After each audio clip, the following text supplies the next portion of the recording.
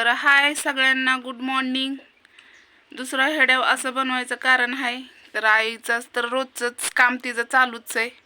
कुणी बोला काय करा तिचं चालूच असतंय.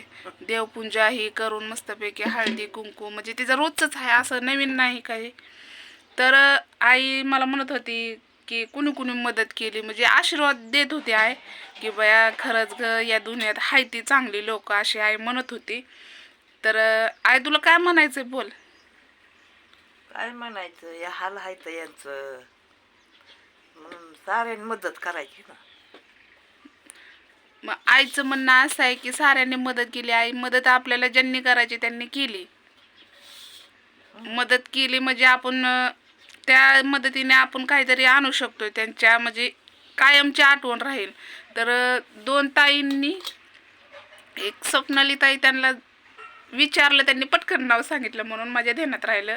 स्वप्नाली ताई आणि म्हणजे त्यांचं एकल्यांचंच नाव मी विचारलं, बाकीच्यांची नाव म्हणजे एवढे मला फोन येत होते की मला म्हणजे कुणाला बोलावं ती सुचत नव्हतं.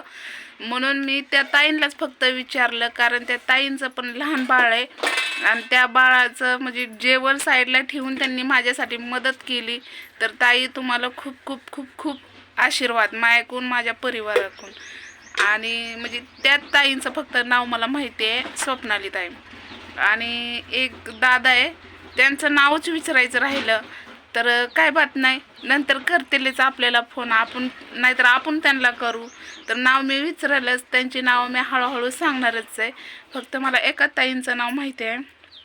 आणि एक माझ्या आईच्या वयाची मावशी आहे, त्या मला म्हणत होत्या ज्योती मी तुझं हेड्याव बघते, मी खूप म्हणजे वयस्कार रे, आणि म्हणजे तू मला म्हणशील की मी आरुद्र का तुला बोलती, तर मी तुझ्या आईच्या वयाची आहे.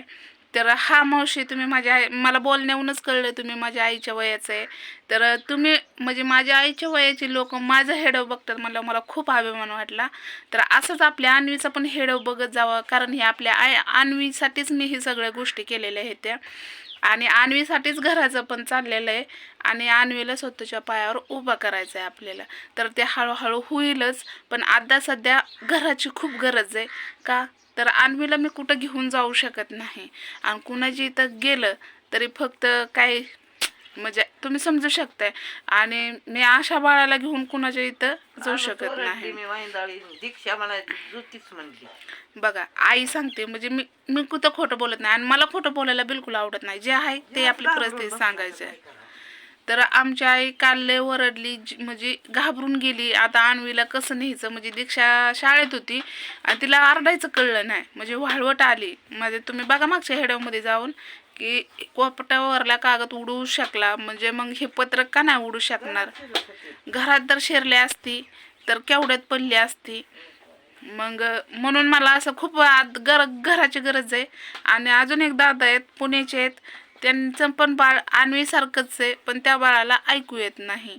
म्हणजे सेम अन्वीसारखंच बाळ आहे. अन्वीत एवढा फरक आहे की अन्वीला दिसतंय, बोलताय, म्हणजे आपली भाषा, म्हणजे माझं सगळं कळतं, आपण बोललेलं कळतं, नवीन माणूस हे सगळं सगळं असं कळतं. फक्त तिला चालायला येणार, आणि त्या पण बाळाचा मागचा मेंदूचाच ही त्रास आहे. तर चला नक्कीच बघा दुसरा हेड्याव. तर बाय.